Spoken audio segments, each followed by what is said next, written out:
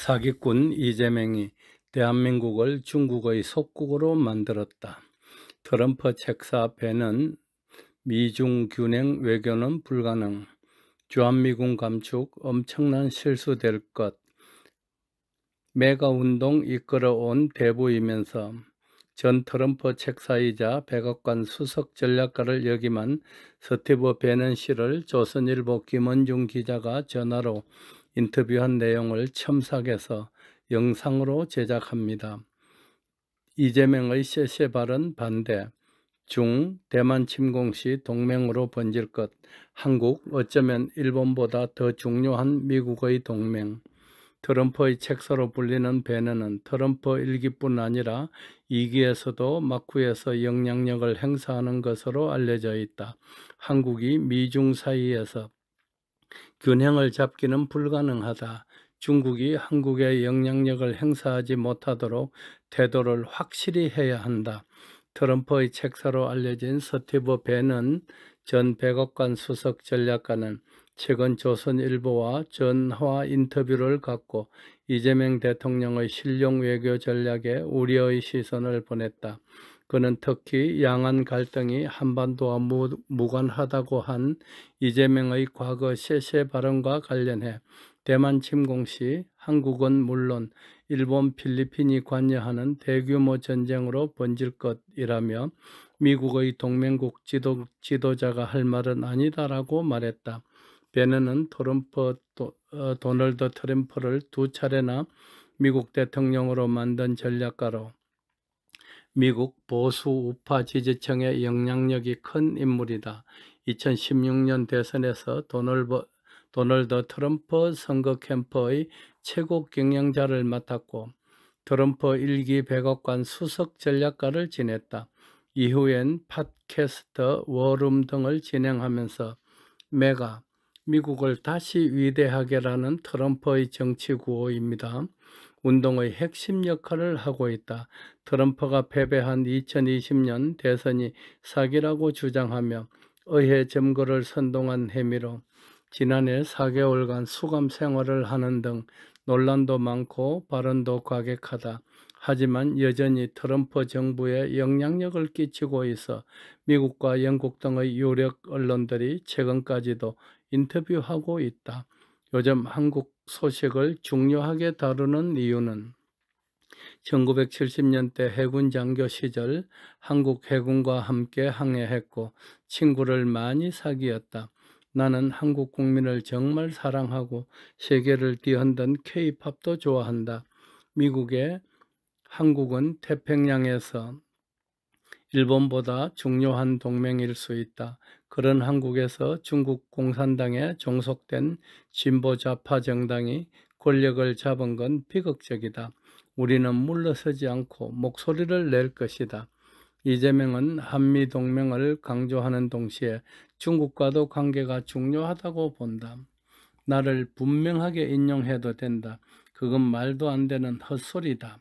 그게 바로 공산당이 벌이는 정치전이다. 한국이 자유민주주의 가치의 나라라면 미중 사이에서 균형을 잡기는 불가능하다. 전체주의 아래 노예가 되고 싶다면 균형이 가능하다. 중국 사람들에게 개인의 자유가 없는 삶이 어떤 것인지 한번 물어보라. 중국은 세계에서 아주 오래된 문명 중 하나인데 아직까지 투표도 하지 않는다. 6.25 전쟁 때 중공군 때문에 수많은 한국인이 희생됐고 나라가 분단되지 않았나. 중국만 아니었다면 전쟁을 즉시 끝낼 수 있었다. 공산당은 한국의 이익을 생각하지 않는다. 허울 좋은 말뿐이고 결국 가마솥 안의 개구리처럼 서서히 한국 국민의 자유를 빼앗으려 할 것이다. 공산당은 암 같은 존재인데 북한, 홍콩에 이어 한국으로 번지고 있다. 서울이 제2의 홍콩이 될 수도 있다. 곧 한미 정상회담이 있을 텐데 트럼프와 어떤 관계를 맺어야 하나. 유일한 목표는 한미 동맹을 강화하는 것이다. 중국 공산당과 관계를 단절하겠다고 공표해야 한다. 중국이 한국에 영향력을 행사하지 못하게 태도를 확실히 해야 한다. 무역 협상에서도 공정한 합의를 모색해야 한다. 그들은 천천히 시간을 끌 것으로 본다. 진심을 갖고 협상에 임할 것으로 생각하지 않는다. 메가 신봉자들은 한미동맹을 어떻게 바라보나? 미국이 국내 문제에 집중하기 바라는 고립주의자도 있지만 소수다. 상당수는 우리가 세계 도처에서 벌어지는 일에 관여해야 한다는 걸 이해한다. 한국은 지리적 위치 때문에 매우 어려운 역사를 겪었지만 그 때문에 한국 국민의 용기가 빛났다는 걸 잊지 말아야 한다.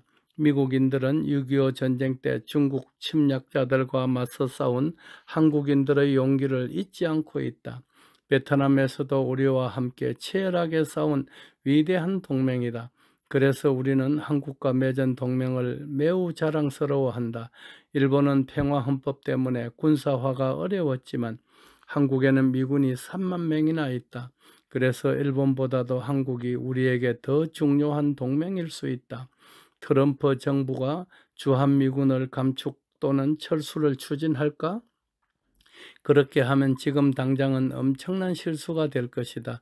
중국은 미군 전투병력이 아시아에서 철수하기를 원한다. 그래서 한국 정부에 그렇게 되도록 압력을 가할지도 모른다. 이재명은 양안 갈등이 한반도와 무관하다는 인식을 드러냈다. 그렇게 말한다면 미국의 동맹이 아니다. 대만이 침공당하면 한국, 일본, 필리핀 등 미국의 동맹으로 번지는 전쟁이 될 것이다. 중국이 한국을 정치적으로 통제하는 데 성공하면 대만 점령에 끌어들이려는 시도를 할지도 모른다. 미국이 태평양 강국을 유지하려면 방구 양쪽을 방어해야 한다. 동쪽에선 러시아, 서쪽에선 중국을 막는 게 중요하다. 트럼프가 시진핑 주석과 진정성 있는 협상을 시도하는 건 공산당이 대만 침공을 준비하면서 연습훈련 단계에서 리허설을 하는 수준으로 나아갔기 때문이다. 트럼프와 북한의 김정은이 다시 만날까? 트럼프와 김정은은 매우 특별한 관계다. 트럼프가 한반도를 방문한다면 그 부분이 매우 큰 부분을 차지할 것이다. 트럼프의 취임 후 5개월을 어떻게 평가하나? 성취가 매우 놀랍다. 사람들이 수년 걸릴 것이라 한 국경 통제를 60일 만에 이뤄냈고 불법 이민자 대규모 추방도 시작했다. 지금 세계는 2차 세계대전 직전과는 비교할 수 없을 정도로 매우 위험하다. 트럼프는 3차 대전을 막기 위해 매일같이 사력을 다하고 있다.